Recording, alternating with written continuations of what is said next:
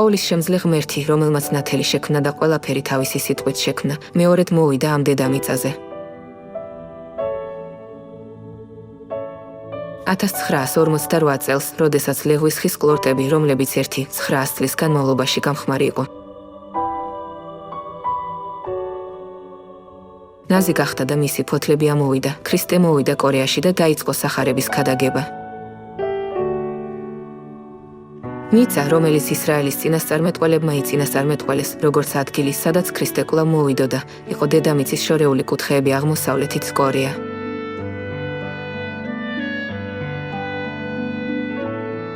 ქრისტემ აირჩია ტანჯვა ჩვენი ხსნისთვის.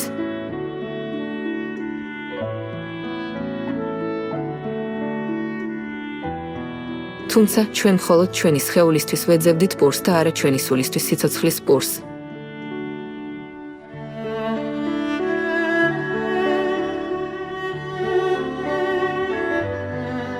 예수님이 주시는 그 생명의 언약, 내 살을 먹고 내 피를 마시면 너희 속에 생명이 있느니라.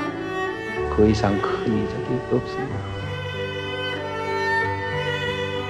სიცოცხლის პური არის ქრისტეს ხორცი და ქრისტეს სისხლი.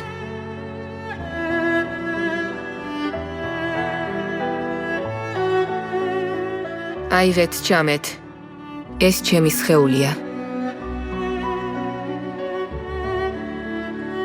ვინაიდან ეს არის ჩემი სისხლი ახალი აღთქმისა, მრავალთათვის დაღურილი ცოდვათა მისატევებლად.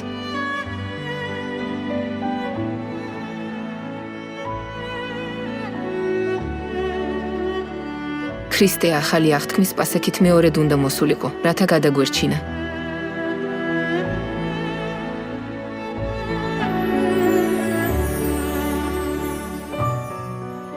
სანამ ქრისტე სამოთხეში დაბრუნდებოდა, მას მხოლოდ ერთი რამ სურდა, რომ გადარჩენა მიგეღო.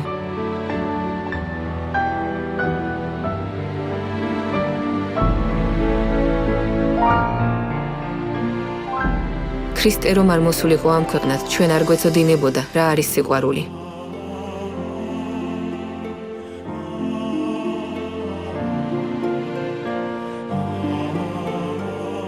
ქრისტე რომ არ დატანჯულიყო, ჩვენ არ გვეცოდინებოდა, რა არის მსხვერპლი.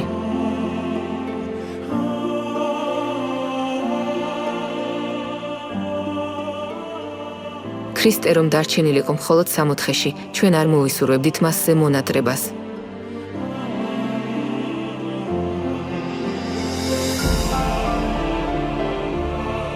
ჩვენ გვიყვარს ქრისტე, რომელიც მეორედ მოვიდა, რომ გადაგვარჩინოს.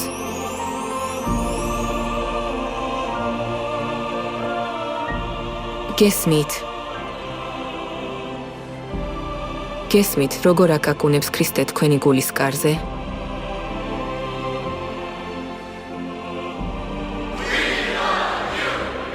ქრისტეს უყვარხარ.